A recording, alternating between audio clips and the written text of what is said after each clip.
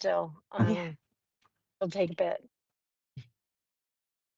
Nice little headache off your plate. Yeah, no kidding.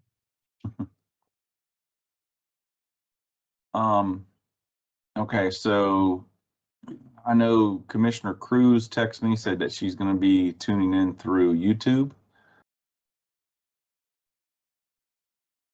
So we'll give it one more minute and then we'll get started.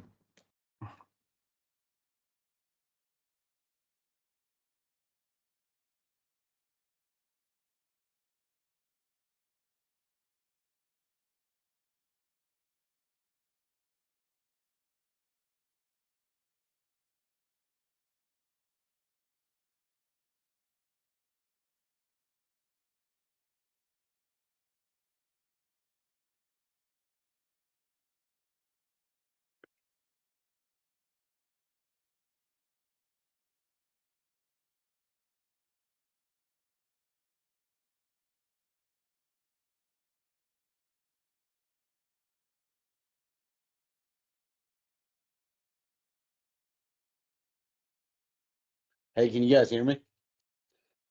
Got you loud and Yes. clear. Nice.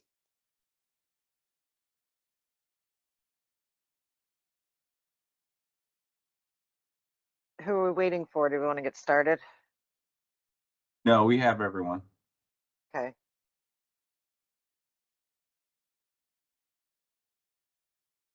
All right, so we're going to start with the, do you guys want to start with the announcements? They're pretty self-explanatory. 3B, we're going to have members of staff do each presentation. Scroll down, Candace, past public audience to administrative. Do you guys want to go into the advisory board appointments? I'm good. Okay. We'll start off with 6A then, or I'm sorry, no, 6B. We need to go over that. That's going to be a discussion item. Canceling the January 6th meeting. Go back up, Candace. Yeah, right there. And we brought that up, just saying that we're still going to have some staff members out for vacation. And we wanted to know, do you guys want to cancel that meeting and push it to the last meeting in January? Do you want to reschedule it, or would you like to keep it? Well, I like to skip it. I'm okay with that. Yeah, I'm good to consolidate it with the agenda at the end of January. Right. Yeah, Okay. that's fine. I mean, if anything comes up that's crazy that needs attention, then you can just let the mayor know and she can handle it. Call a special meeting if we need to. But if we don't have anything earth-shattering, then I just say we enjoy our holidays with our families, staff included, and reconvene at the middle of January. Sound like a plan to me. Awesome. Shauna, do we need to keep this on the agenda if we got consensus on the review? The only reason I was thinking we might want to keep it is because, one, it would allow for, sorry, my dog is being so annoying. It would allow for public comment, and it would also, I believe Adam has some people that are going to have to renotice, but that would be the only reason that we would need to leave it on there. Okay. I understood. All right, so we'll go ahead and get started with the consent. This is going to be the facility use agreement between the City of Boynton Beach and Congress Middle School for 2025 holiday concert for December 17th, 2025. They're going to be using our amphitheater, and I want to see if there's an appetite from the commission. If there are fees, do you guys want to waive the fees, being that this is a school district event? We have a $1,500 charge for nonprofit, and we have a $2,500 charge for for-profit events. So I would say we waive it.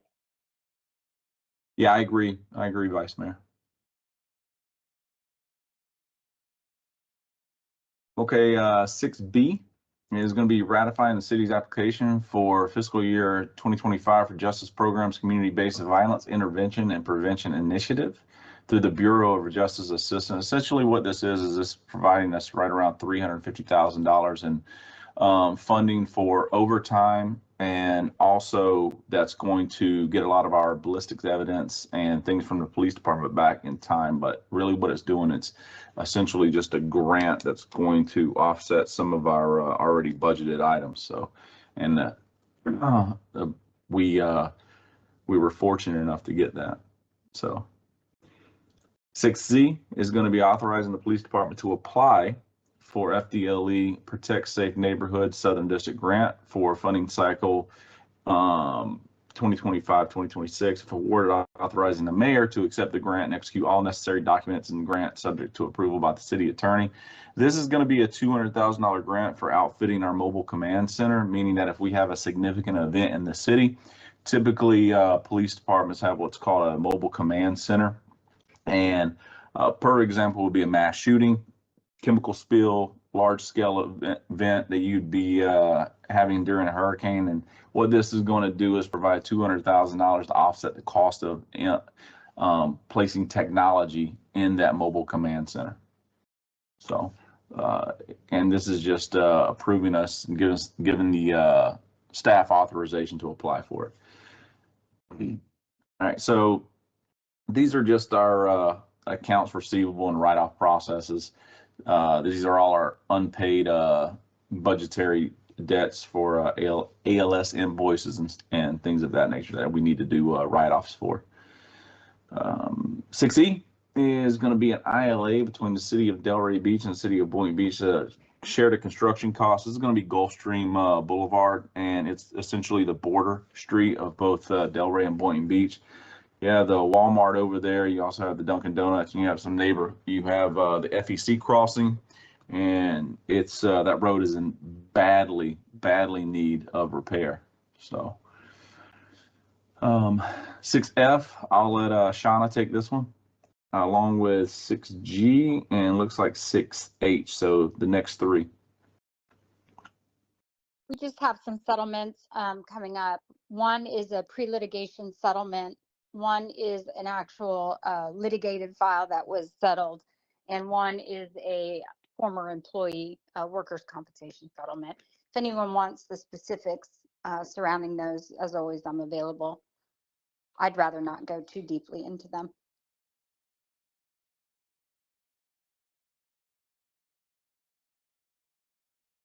Okay.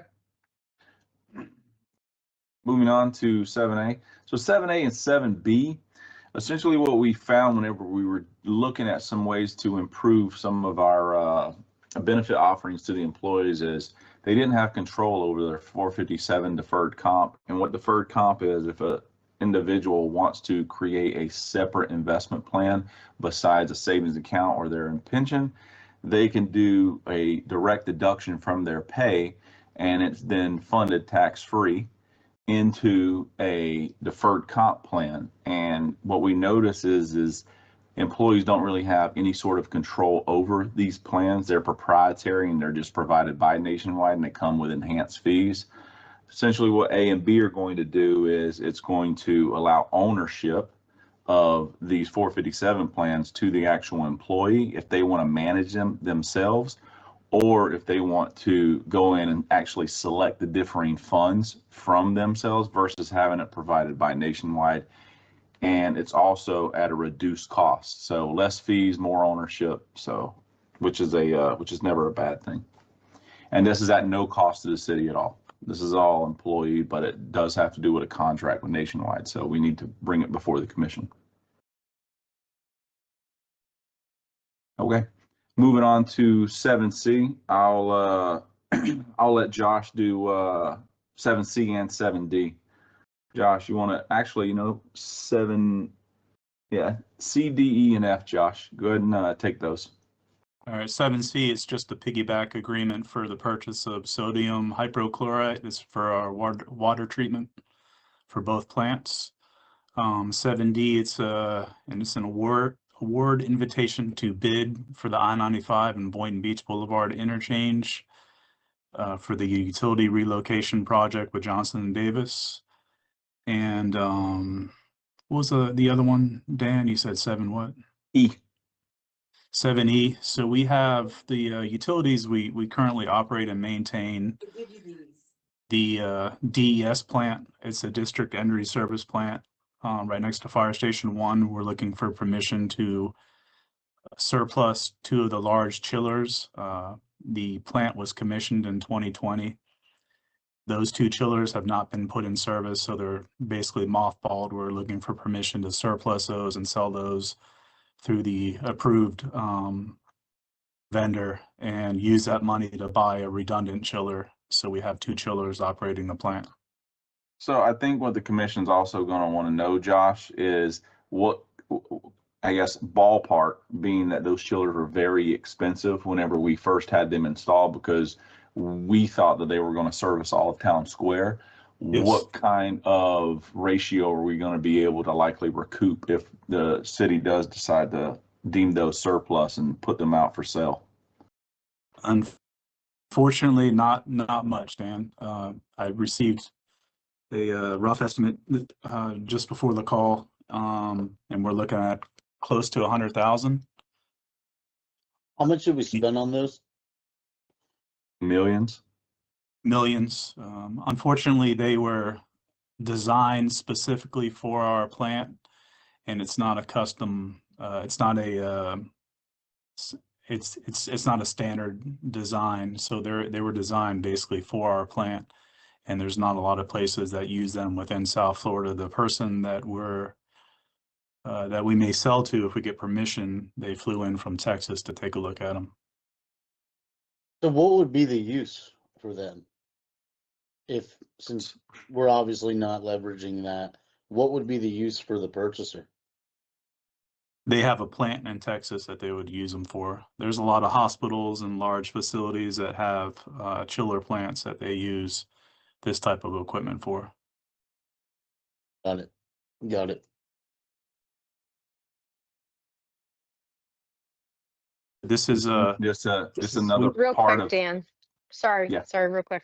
So we're the parts that you're looking to surplus, they're parts that have never been used. We don't How imagine many having a total, need for them. how many total chillers do we have over there, Josh? I can't remember, is it 3 or 4? So there's 3 chillers. The 2 chillers that we're looking to surplus have never been put in service. Correct. The chiller that we have in service right now, it operates 24/7, and there is no redundant chiller. So if we don't install we have money in the budget for our CIP this year to install it, but Right. we'll save a pretty significant amount of money by selling both of those chillers, because we'll be able to put the redundant chiller in place of the location of one of the existing chillers. Got it. Again, And we're not- so I'm sorry, go ahead. are we spending anything every year hanging on to those chillers and them not being used, or are they just sitting there? They're just sitting Like there, but the maintenance? longer, yeah, there's no maintenance we're performing on them, because there's no refrigerant going through them. There's no water that's going through them. They're just basically mothballed. But the longer we wait, Yeah. the less. The less value they are to Exactly. anyone. Yeah, Right. exactly. Yeah. So they're aging without being used is basically what you're saying. Pretty much. And like I said, if we sell these, the contractor's going to come in, they're going to do the MOT, the road closure, they're going to have cranes come in, they're going to do the disconnection for us. They're going to remove the chillers, and it's going to give us a location to place the redundant chiller, which is going to And what's save us close to. So that project, it's going to cost anywhere from $400,000 to $900,000. However, we did budget for that for this year, because Right. we have to have a redundant chiller. Right. Hold on. So it's gonna cost $400,000 to $900,000 to remove these? No. That's to purchase and install a redundant chiller. It's Okay. going to cost a lot less if we can remove one of those chillers and place the new chiller in its place. Right. Because we don't have to outfit another area. Yeah, and there's a concrete pad that they have to install. Got it. I gotta Okay. I gotta ask the question, and this is for my own knowledge. And correct me if I'm wrong. Like, I know there's a reason. we're Mhm. selling 2 chillers, but we're buying another chiller and we're calling it a redundant chiller. Mhm. Why can't the other 2 chillers be used as a redundant chiller? They're both oversized.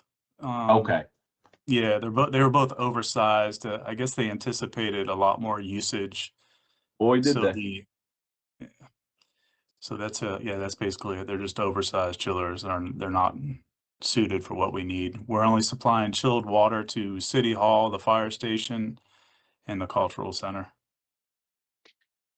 Right, and so it's kind of like your home air. If you buy one too big or put one in too big, it's actually less efficient than, Yeah, it so wouldn't for us to operate utilize it, it correctly. doesn't make sense. Exactly. Okay, well, And we've had engineers and train our contractor. We've had people weigh in on this to make sure that we're making the right decision. yeah, okay. Thank you. You're welcome. Hey, Dan, it's Keith. I just wanted to add 2 things to 7D as well, the Johnson Davis contract. I just wanted to highlight 2 things. I know last commission meeting, we did bring forth to commission the agreement with FDOT. The plan is that this should be reimbursable completely by FDOT.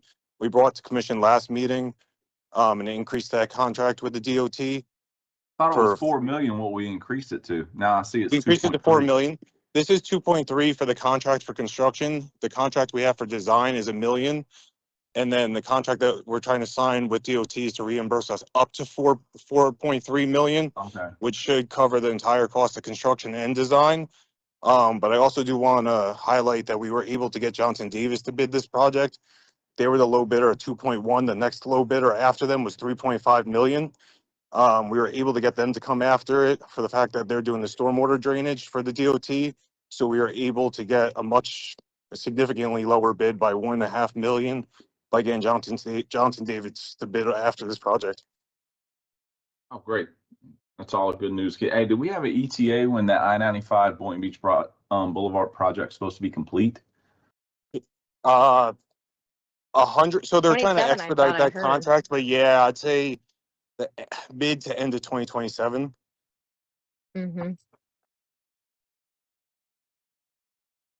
Hopefully it's going to be nice. I know we sprung for the enhanced landscape. Nice. All right. Any other questions, guys? Not right now. All Thank right. you. Any questions with any of our piggybacks or additional RFPs? This is pretty much standard business that we do for 7G. We could open those up and let you guys see any of the additional piggybacks that we're doing for extensions.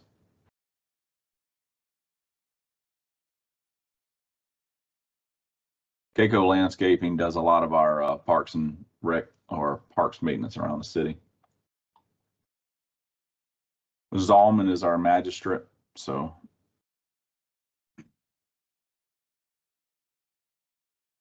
Hey, Dan. It's Andrew. I just wanted to note the renewal for the landscaping.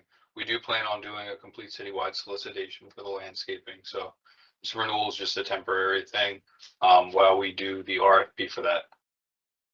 Are we going to do more than one? Because I Yep. know obviously. One athletic field and one the rest of the city. Okay, good. All right. Yep. Thank 2, you. as we should have. So 8A, Adam, are you on? I know this is Feeding South Florida's extension for their additional warehouse over on Park Ridge. I'll kick it to Kevin. He can handle the next 2. All right. Right. Good evening, Mayor, Vice Mayor, and Commissioners. Kevin Fisher with the Planning and Zoning Division. So the first of the 2 public hearing items, as the city manager mentioned, is for Feeding South Florida. They're currently in the southern portion of Quantum Corporate Park is a Feeding South Florida warehouse, approximately 25,775 square feet. This addition will be on the parcel immediately to the south. The 2 parcels will be combined through unity of title, and there'll be internal circulation between the sites. And just note that the site plan does meet all of our land development code standards with respect to parking, design, landscaping, buffers, etc. And staff is recommending approval.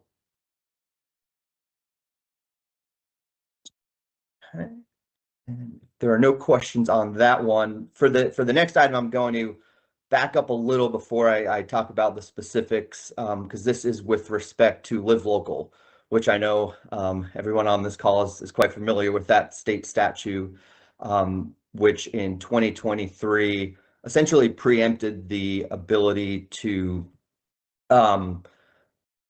stop a residential project on any properties that are zoned commercial, industrial, or mixed use. And also those projects are not to be brought through the public hearing process. The state statute requires that those are to be administratively approved.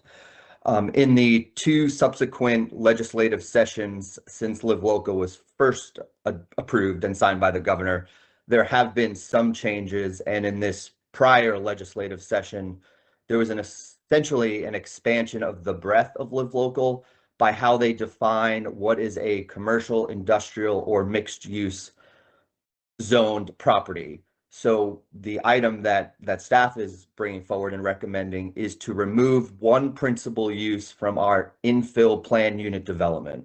Now, in our land development regulations, this zoning classification is considered a residential district. However, because as a principal use, a yacht club, private marina is allowed, and with these changes to state statute, it states that any for-profit commercial type business pursuant for Live Local projects would be, applicable under that section of Florida statute.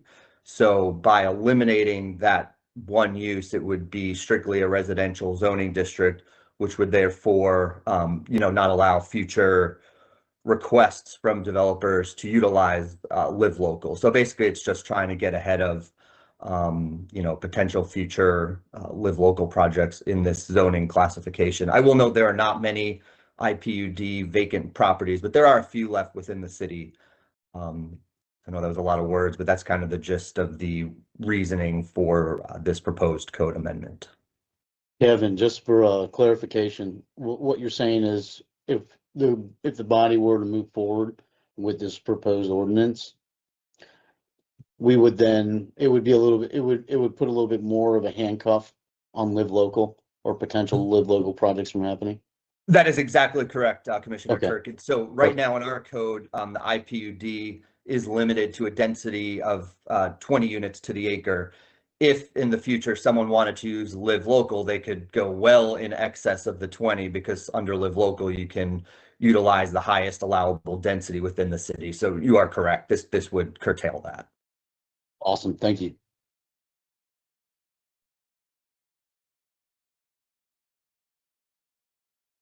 So moving on to 10A. This is a first reading of an ordinance for the city of Boynton Beach adopting the city's 5-year capital improvement program. We should have already had this. This is some housekeeping that basically is memorializing our capital improvement program through 2026 to 2030. Is Kevin on? Ramsey? I'm here, Dan. That was actually put together by Rick Hoffer and I believe engineering, this item here. All right, if there's no.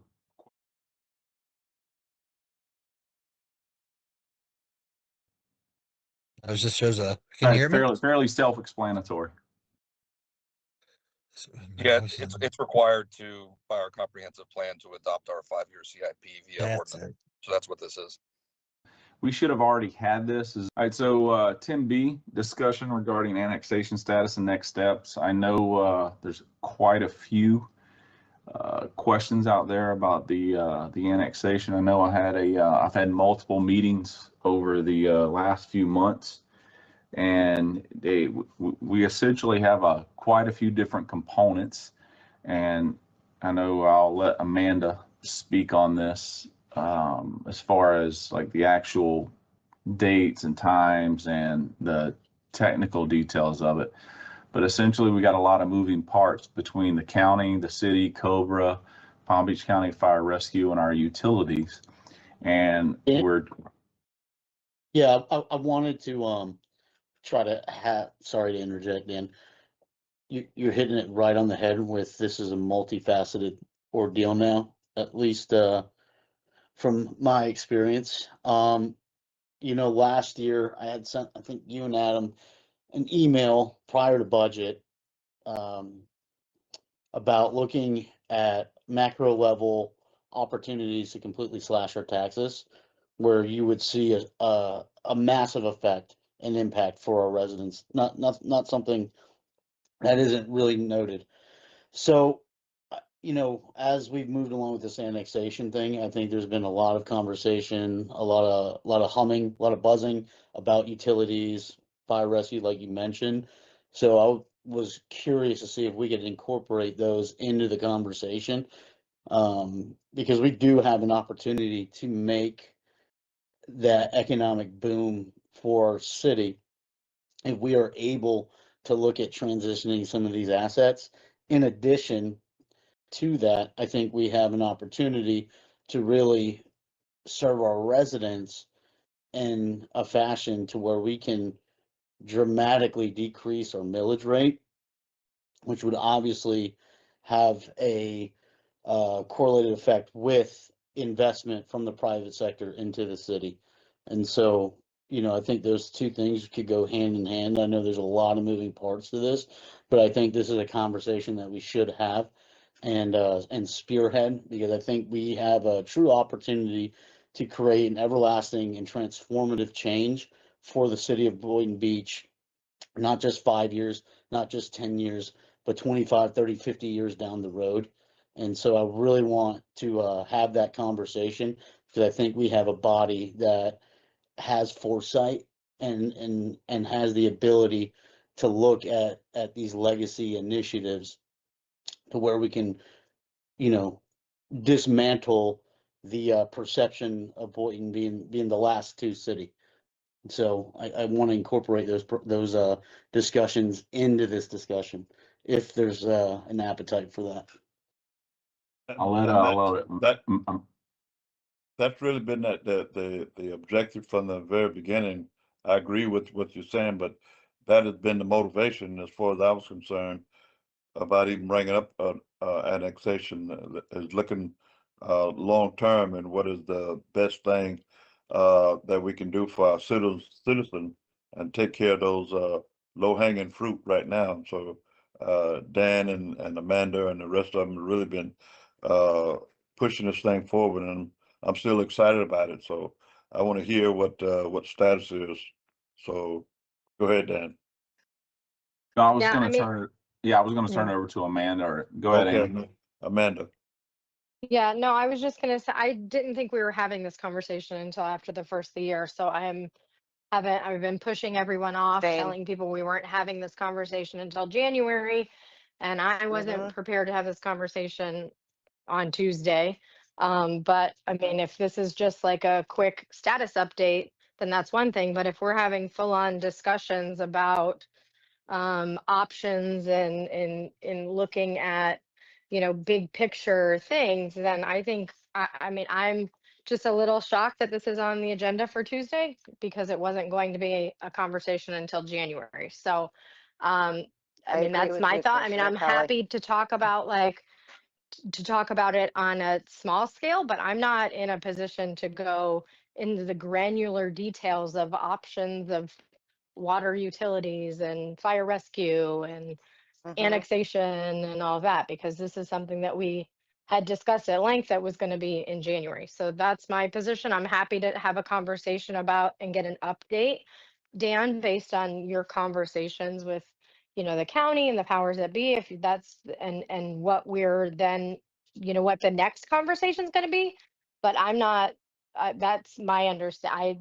I'm a little shocked that this is on the agenda for Tuesday. So And I'm not trying to make more work here, but I think because it has so many different components to it, I mean, this may be a workshop or a special meeting, because it's very detailed when it I comes down actually to all agree. three I of those actually agree with factors. you, Mayor. I actually agree Yep. with what you're saying, and I think was my idea, and that was going to be part of the thing that I was going to bring up. And for January, I think we need to schedule a workshop around this, because I don't think an item like this, with all the moving parts that's contained in it, that we need to make this part of a normal commission meeting, because this is such a dynamic thing that has, and it's like Commissioner Turkin said, it's so transformative for the city that we need to make sure that we're analyzing all the pros and cons, and from a board perspective that we get things correct. And I think that we just got a draft presentation from the city today, or from the county today, and I want to say it's due to go forward in December.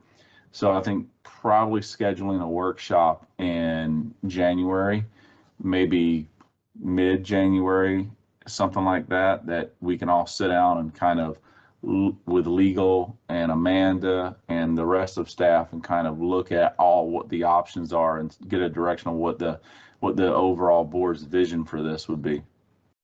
So what does everyone think about maybe just removing 10B from this meeting, and then we schedule that workshop? Mm-hmm. And, Yeah. like after Tallahassee days, I'm assuming would probably be a good time, because I think Tallahassee days like the early mid-January. The 13th. The only thing that I'd add to the conversation, Dan and Commission, is that when we brought the Bamboo Lane and Palmyra annexation applications, we tabled those items to, I believe, in January. So they will be coming back at a future, in the meeting in January, those two annexation items. So the idea was to provide a brief update on our annexation efforts, the first meeting in December. Okay. Is there a way that you guys? That's an can maybe get ILA this- though. It's completely separate from this. That's going to be an ILA agreement with the county. It has nothing to do with our water services agreements. So Right. that's completely separate. Maybe you guys can just give us a quick update individually if there's appetite for that.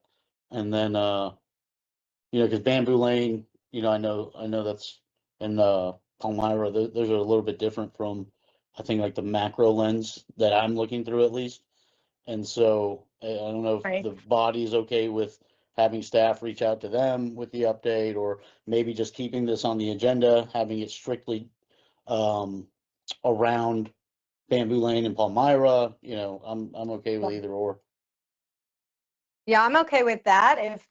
Because we do have that January date for those two parcels, to get an update from staff just as it pertains to those. But I didn't want to go into the whole big picture of what we're looking at or what the discussions are, because there hasn't been anything like solid. So I think we need more. All right. Yeah, it's like before the workshop, there's a lot of due diligence that needs to be done in education on any options and opportunities that may benefit, or the negatives. Correct. Amanda, where are we at with the ILA with the county on Bamboo Lane?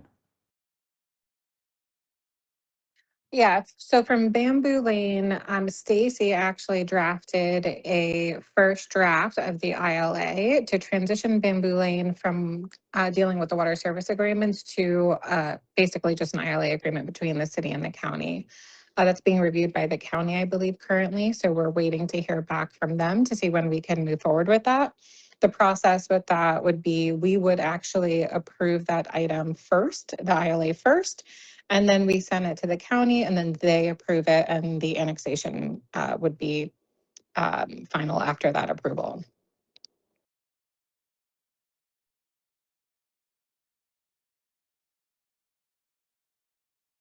Okay, great. Would you guys like us to retitle B, or do you want us to pull it completely and just come back at a workshop in January? I I'm thought we okay with needed to pulling. have, I thought we needed to have a partial discussion though. Isn't that what Adam just said? With the ILA, yeah. Okay. So Whatever. when we did the first reading of those two items, we approved them. And when we went to do the second reading, we tabled them until January. And we did say we were going to bring an update in December. And that update was actually specifically to those two items. We can talk about more or less, or whatever the commission's comfortable with. It sounds like you would prefer that the update is solely around the items that you will be hearing in January. Correct. Yes, That's my desire. Yes. mine too. Okay. Or I if this agree. update was sufficient, I mean, we could potentially even just remove it. Yeah, I mean, you guys could update us now. I'm okay with that too. Yeah, and if Yeah. anyone has That was questions, they can reach essentially the out. update. All right, Yeah. perfect. So just remove it. Yeah, Okay. so Yeah, there I'll, has been no real movement with Palmera just yet, just because Palmera is more tied to some of the bigger conversations.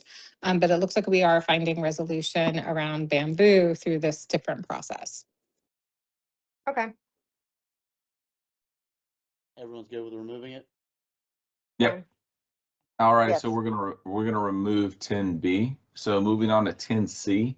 This is a discussion Commissioner Turkin brought up about the citywide lighting audit and evaluation. We've got some more information. I'll let Kevin Ramsey take it. Kevin Fisher, are you also involved in this as well? I know I have not had any direct involvement with this item. Okay. Dan, Kevin, Dan, so William Leidy, the city engineer and division director of engineering, was heading up this discussion and working with Okay. Kevin. yes. Okay. All right. I know it was two. I just couldn't remember the other person. Kevin, it's all yours, buddy. Yeah, Will's taking over this one. I had all my data for him, and I think he was assigned this project. So Bill Lee will be. Is the lead Will this on? one. Don't know. Real quick, Dan, Amy Kemp from FBL reached out to me. I guess she was reviewing our agenda, and she was offering some assistance about this. So maybe I don't think I have Will in my email thread, but if we can just get him in touch with Amy Kemp, she's willing to work with us as we move Great. forward with this. I think she's asking for like a study.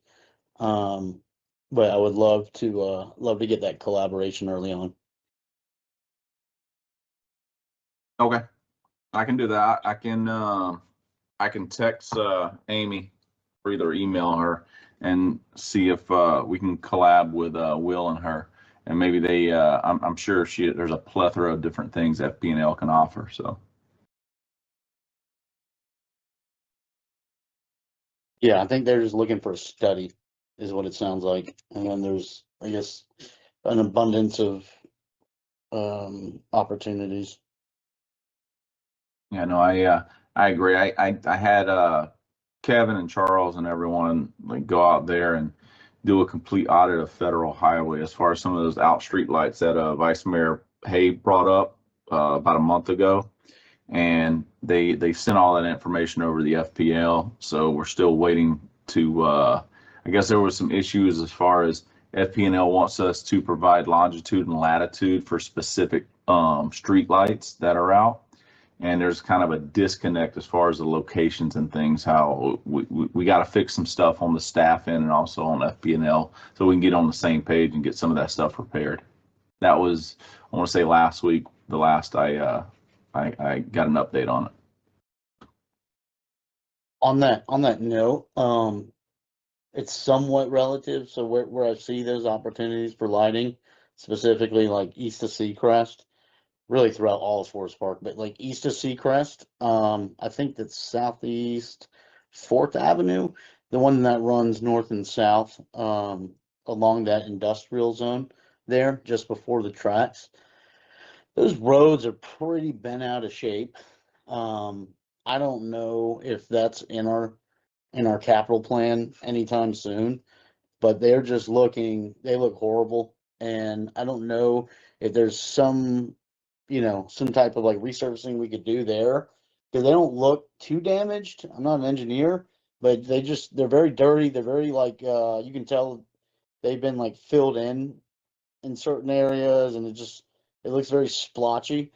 And maybe this isn't something we do right now, but as our downtown grows, I think it's important for us to brand our downtown with what's adjacent to it, and lighting and clean streets are a part of that, in my opinion. And so, when people are driving around, they're looking to move. I mentioned this before, they're going to look at what those neighborhoods look like just outside downtown.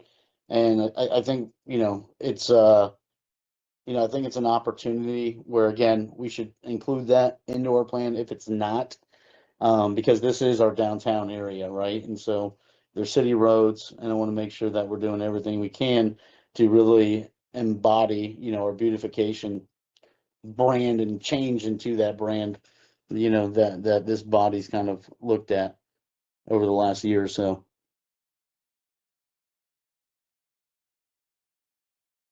Totally agree. Yep, me too. Okay, if there's no other question, we'll move on to 10D. And this is going back to whether what we want to see as far as a mail-in, which is going to be significantly more expensive than a traditional election, or whether or not we want to push it because of participation with the residents, being that both Mac McCray, which is he is now the commissioner-elect that's coming in March to succeed current Vice Mayor Woodrow Hay for District 2. He was also elected today, along with Commissioner Kelly. We officially do not have a re-election or an election process for March. So the board's direction was they wanted additional discussion to essentially see whether they want to do a mail-in, if they want to hold it, or if they want to push it. So that's what D is. Did we get the cost? Yeah. Is Candace Well, on? Yes, the it's one attached. thing, The cost is attached. It would be an estimate about a $480,000, something like that. If we were to do a mail-in ballot election, as opposed to when we do a regular election, even if we were opening all of the precincts, we most likely wouldn't have any kind of runoff. So I would estimate around like $80,000 to do a regular election. I don't, 100 at the most, but it would be like $80,000 if we're opening up all of the polling locations. Just for clarification, Millie, so it's 480,000 if we were to do a mail-in election. How is, Yes. do those ballots, are they mailed to every voter by default? Or what is the Yes. formula? yep, Okay. yeah, yes. So And the what thing is, happened?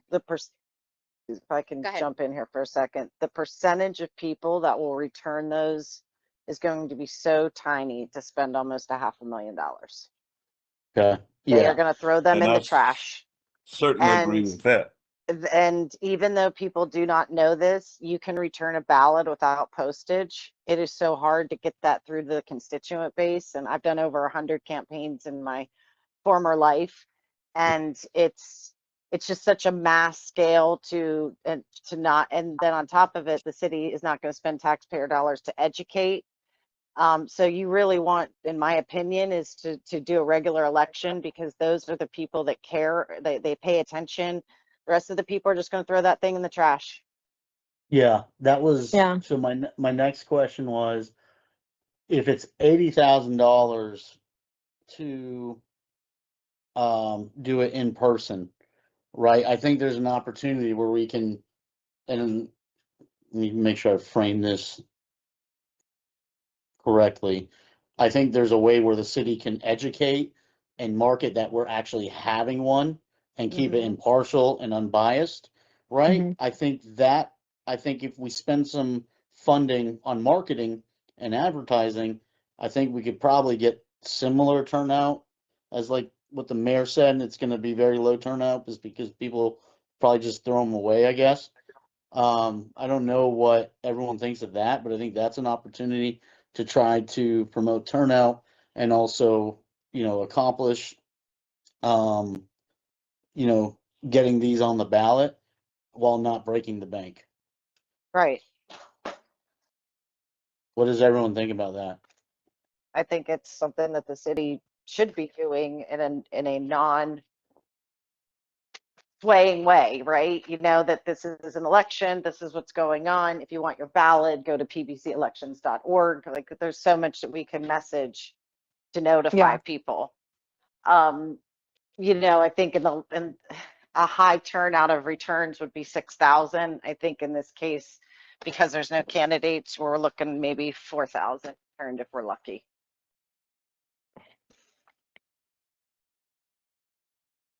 Yeah. You know, the turnout. Hmm. But nonetheless, it's still the people that actually pay attention to what's going on. Right. Yeah, and I think education too, right? Like I think the city can work, the city can identify avenues to message this to our residents in a sense where we're just driving turnout, right? It's impartial, unbiased, but I think we spend some money marketing, whether that's, you know, mailing, text messaging, whatever kind of e-communications we can utilize to drive people out. Obviously, I imagine all of us as electeds are going to go to our constituency and inform them of these, you know, potential ballot referendums. But I think, you know, with a lot of people coming back down for season, I think there's definitely an opportunity that the city should take advantage of for educational purposes, that we are doing this and not just leaving it to same day word of mouth. And it also would have been a waste of doing our charter review work Correct. for that board to be doing that work for us to pass on by an election cycle. Yeah. Yeah. I mean, I think we'll have more of a turnout than we would have if it was just a District 2 and a District 4. You know, I mean, obviously we would open it up to all of them for the referendums, but we don't usually, for those two districts, we don't have good turnout. So I think if we can push it forward and really encourage people and us too, you know, I mean, we can all encourage and Let's get post moving it on the and digital share it. signs in every district, you know, like Yeah. your district, Amy, you know, like we can get that up and moving. Yeah. And we I start need to, messaging this right. in January, because they can request their vote by mail. Mm-hmm. You know, they don't even know, a lot of people don't even know they need to request it, right? Yeah. We're still educating voters on that. So, Oh, yeah. I think it's better. It's definitely better than it was when I ran the last time because that's when it first refreshed. I think more people are getting their mail-ins than before. But yeah, I mean, it's always just an education. yeah, I I had can always get the 2,500. deadline. I can always get the deadlines for those things for the registration Yeah. to Sheila and have her Right. so that we can notice it or put it out there. Yeah, I mean, the Yeah. supervisor elections usually post the heck out of it on social media when it's coming close to the deadlines too, because there's other stuff going on. So there's other municipalities that have elections too. So the supervisor of elections is always pushing those deadlines out too. So we just need to make sure we're doing the same thing. Is everyone okay with us like marketing this? I mean, I don't think we need to do anything over and above what our social media platforms already do or what we can do in-house. I don't think we need to spend a ton Well, of money doing it'll it, be in but my newsletter for December that right. you, Commissioner, are now reelected and stuff. And then that will be in there, and then it'll be there in January, February, and March. You know, my database is over 14,000. So at Right. least I know that, like, the thing about elections are you have to beat it in people's head, right? That it's Right. coming, because they just Right. forget it, you know? They So do. No, they do. They just it's a forget. buildup, Yeah, right? You know, absolutely. and then the 10 days before, like, our social media needs to be, you know, every day there needs to be a post. It's the get out the vote week, right? And so Right. it's very important that we just maintain that this is a nonpartisan race. Everyone can vote. Right. There's so much that can be educated on this without giving our opinion on how we feel about these. Right. That's not our place, and that's not the city's position. Right. Yep, I agree. Yeah, I think that's a good point. I think just posting it on Facebook every now and then is not going to suffice. So, I mean, we have time. And Yeah. I think the mayor hit it right on the head. That 10-day 2-week period prior is when people are gonna really start paying attention. And if anything, there might be that weekend before that there are just some other additional signs, election Tuesday, blah, blah, blah, like you would in any get out the vote. I don't know where that falls in, but might be something to consider. Shauna, have we identified what that ballot language is gonna look like? Yeah, it's actually already in the ordinance. The Okay. ballot language in each ordinance, when you approve the ordinances, you approve the ballot language.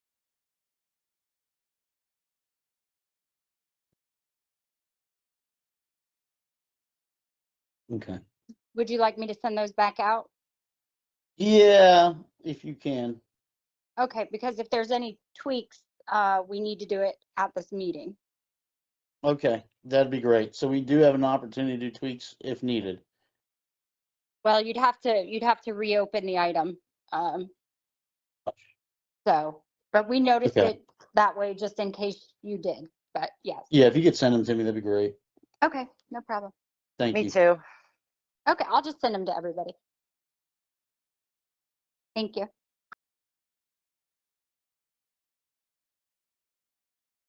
All right. So last one is essentially just mirroring what the state already allows. And basically there's 2 positions within the city. And it kind of came about from twofold. One is you had police chiefs that typically come from other municipalities. And when they come, they're not really interested in entering into a mandated pension. They would much rather just have their pension after they've already retired, come, do their time, however long that may be, and be able to opt out of the pension or opt into the pension. And there's only 2 positions within the city that would be permissible according to state statute. One is going to be the fire chief, and the other one's going to be the police chief. Now, the one caveat that I would suggest that we put within the ordinance is make that also determined by the pension board as well, being that they're going to be the subject matter experts when it's coming into when we're allowing that move, meaning that the pension board would also have to agree to it.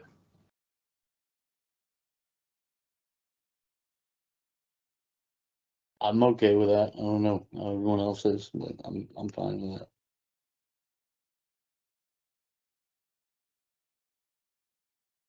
Okay. All right. Does anyone have any? Oh, you know what? Stand by. Andrew, the director over procurement, he needs to add one item. Andrew, you got the floor. Yep, we're just gonna add the Southeast First Street project. It's funded through an FDOT grant. We gotta put it on there so that we can get that 1.5 million. We're really looking forward to kicking that project off. Is Southeast First? Is that the road I mentioned earlier? I don't think that's Southeast First. I want to say that maybe Southeast Southeast Fourth. First Street or Avenue? This is street. Southeast First Street, yeah. That might be. Can you guys just send me that? Yeah, Email sure. me That street is the street that runs along City Hall, where the like to the rear of City Hall, where Fire Station 1 is, and Oh, so so it runs north and south street. correct. Yes, it runs north and How south. far south is that project going? All the way to Woolbright? That street goes all the way from Boynton Beach Boulevard to Woolbright, so I'm not sure what the extent of it. Andrew, do you have an idea? That was the road I was talking about earlier. It goes from Second to Woolbright.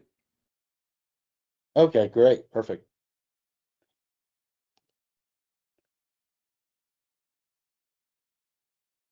Happy Thanksgiving, everybody. Yeah, happy Thanksgiving. Yes, happy Thanksgiving. Happy Thanksgiving. Congratulations again, Amy. Yep, congrats. Thank you. Yeah. Told you. Thank you. Won $1,000 on that bet. Right. Nice. Have a good night, everyone.